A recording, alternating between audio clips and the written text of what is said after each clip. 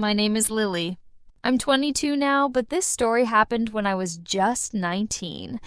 I was in college, and English was always my hardest subject. I tried so hard, but the words never felt right. The grammar confused me, and I was too shy to speak in class. I remember sitting in the back, always hoping the teacher wouldn't ask me anything. One day, my professor looked at me and said, "Lily, I think you need a tutor." And that's how I met Ethan. Just his name makes my heart do something strange, even now. He was 25, tall, with kind brown eyes, and dark hair that always looked a little messy. He wore glasses, simple clothes, and he smelled like fresh laundry and books. He wasn't loud or too serious. He was calm, soft-spoken, patient. I remember the first session like it was yesterday. I walked into the library, heart racing, palms sweaty. I saw him sitting at a small wooden table reading a book. When he looked up and smiled, I felt something warm, safe. I didn't understand it then. I just thought, wow, he's kind. He said, "Hi, Lily, right? I'm Ethan. No pressure, okay? We're just going to take it slow." And he meant it. He spoke slowly, clearly. He listened. He explained things again and again, but never made me feel stupid. And he smiled when I got things right. After our third session, he brought me coffee. "You said you like sweet things," he smiled. It was a caramel latte. I remember the taste. I remember how my hands touched his for a second when I took the cup. That night, I couldn't sleep. My heart was too loud. I told myself it was just kindness, just a teacher helping a student. But was it more? I didn't want to feel this way. He was my tutor. He was older, he was smart and sure, and I was still figuring things out. But feelings don't always ask permission. Weeks passed. We met every Tuesday and Thursday. Same table, same time. And slowly, something changed. Not just in me, but in him, too. He started noticing small things, like when I had a bad day, or when I tried to hide tears. Once I came in after a fight with my dad, and I just couldn't focus. Ethan looked at me and said gently, "Want to just talk today?" So we did. I told him about home, about how my mom left when I was little, about how my dad worked too much and didn't talk much, how I always felt like I was too emotional or too soft for the world. Ethan just listened. No judgment, no fake words, just silence and his eyes watching me like I mattered. After that day, I think I fell for him completely.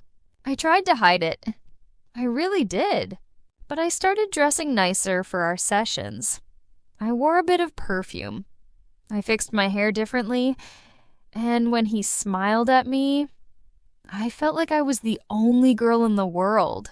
But I never said anything, because I was scared. What if he didn't feel the same? What if I ruined everything? It was late October, cold, wet. I forgot my umbrella, and by the time I got to the library, I was soaked.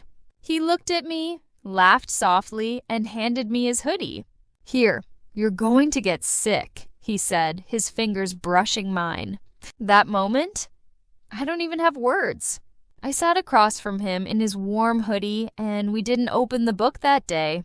We just talked about music, about favorite movies, about what scared us, what made us happy. He told me he loved helping people learn, that he wanted to be a teacher one day. I told him I wanted to write stories, but was too scared people would laugh at my grammar. "You don't need perfect English to tell a good story," he said, smiling. "Yeah?" I whispered. "Yeah." He nodded. "You just need heart, and you have plenty of that." I blushed so hard. I wanted to cry, laugh, hug him, kiss him, everything at once. But I didn't. I just smiled back and said, "Thank you." It was finals week. He helped me prepare so much. He made flashcards, notes, even practice questions. I studied every night, thinking of him, hearing his voice in my head saying, "You've got this, Lily." After the exam, I ran straight to him. "I think I did okay," I said. He smiled so big and said, "I'm proud of you." And then he hugged me. It was quick, soft, but real. I felt his heartbeat. I don't know if he felt mine. It was beating so fast I thought I'd pass out. When he pulled away, our eyes met, and something was there.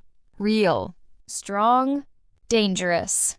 He opened his mouth like he wanted to say something, then stopped.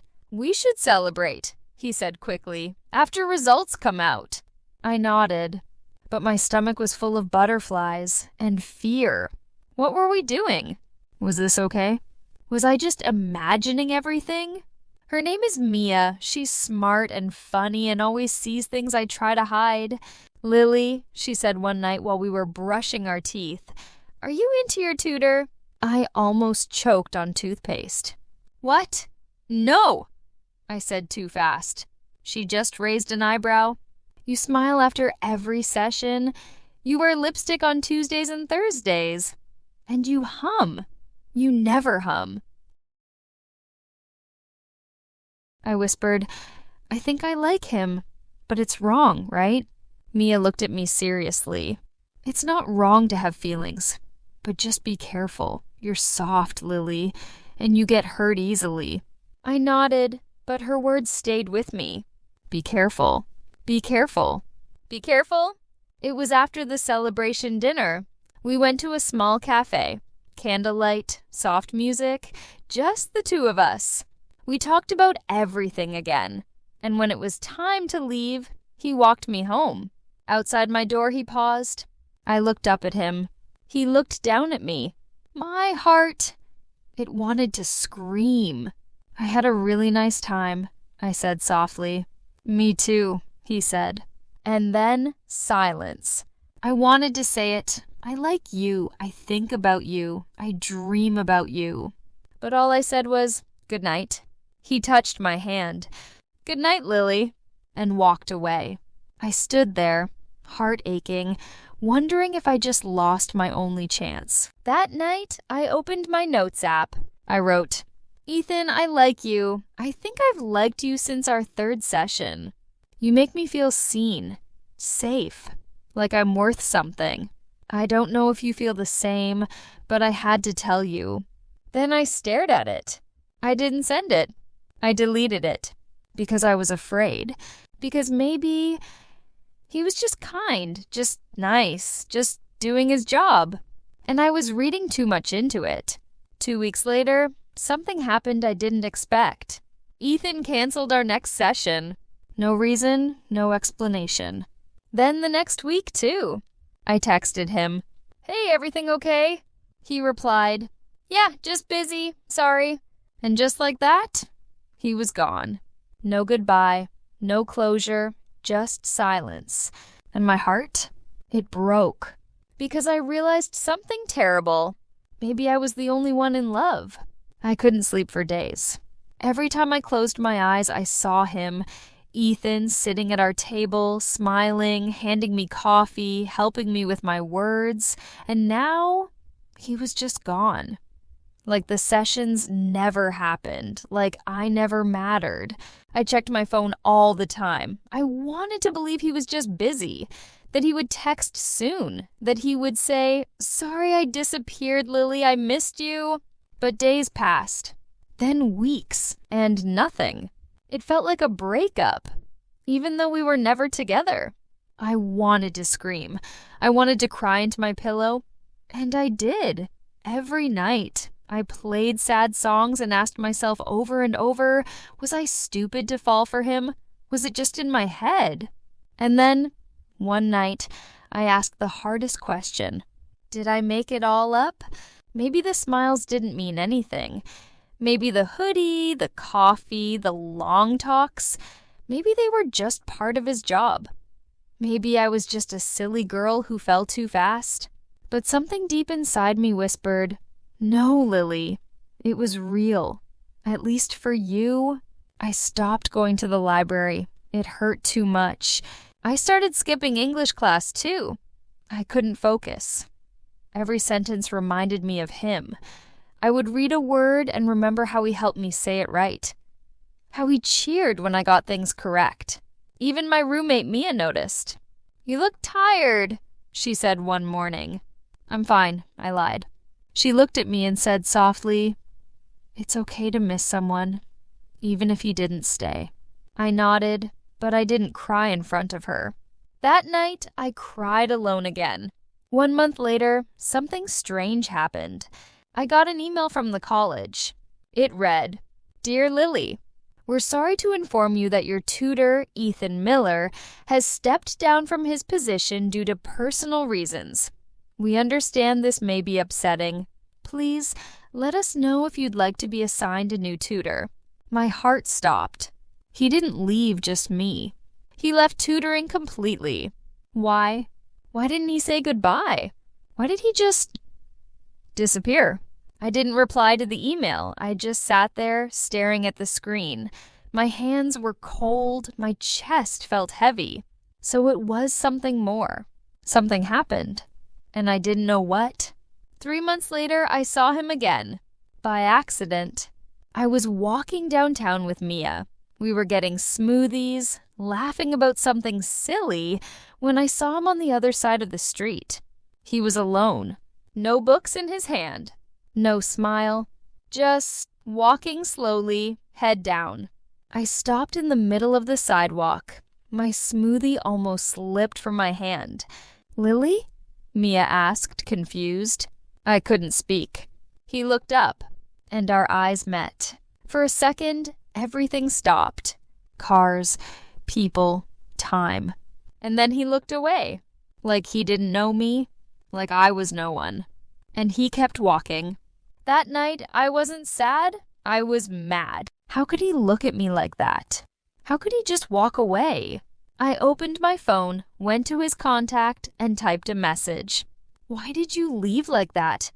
What did I do wrong? But I didn't send it. I deleted it. Just like the note I wrote before. Because I knew now, some people don't give you answers. And maybe I didn't need one. Maybe I just needed to let him go. But I couldn't let go fully. So I wrote a letter. Not to send, just to write. To say all the things I never said. Dear Ethan, I don't know what happened. One day you were there, and then you weren't. I don't hate you. I just wish you had said goodbye. You made me feel smart, seen, like I mattered, and maybe that's why it hurts so much now. I don't know if you felt anything for me. Maybe you didn't. Maybe I was just another student. But I think you felt something too, and maybe it scared you. It scared me too. I just wish we were brave enough to talk about it. Wherever you are, I hope you're okay. I hope you're happy. And I hope you know that for a little while, you made my world feel beautiful. Goodbye, Lily. I folded the letter and put it in a box under my bed. Some stories don't get happy endings. Some just teach you something. Months passed. I slowly got better. I joined a writing group. I started sharing my small stories, even with broken grammar. And people liked them. They said I had heart. That word, heart, it reminded me of him. But now it didn't hurt as much. Mia helped me smile again. My classmates cheered me on. And I started loving English. Not because of Ethan, but because it helped me find me. The me who feels, who writes, who learns, who grows. Exactly 1 year after my last session with Ethan, I got a message from him. It was short. Hey, Lily, I don't know if this is okay, but I just wanted to say I'm sorry for everything. I stared at the screen for a long time. My hands shook. And then I smiled. Because I wasn't angry anymore, I didn't reply. Not because I didn't want to, but because I already got what I needed. A goodbye. a small one, but real. Love can come quietly. It can grow in small moments, coffee, books, rainy days, and sometimes it doesn't last. But that doesn't make it less real. Ethan was never mine, but he showed me something beautiful. How it feels to be seen, heard, encouraged, and even though it ended in silence, I'll always be thankful. If you're reading this and your heart is breaking, I want you to know something. You're not alone. You're not silly for loving someone. You're not weak for missing them. But you are strong. Stronger than you think. Even if the person walks away. Even if you never get answers. You can still grow, still love, still shine. Don't let one person's silence stop you from finding your voice. And if you're learning English like me, don't wait to be perfect. Speak. Write. Feel. Your heart is the most beautiful part of your story. Let it speak. If this touched you, please like, comment, and subscribe. There are more real stories coming. Stories that help you feel and learn at the same time. And if you've ever loved someone in secret, I'd love to hear your story too. Thank you for listening to mine.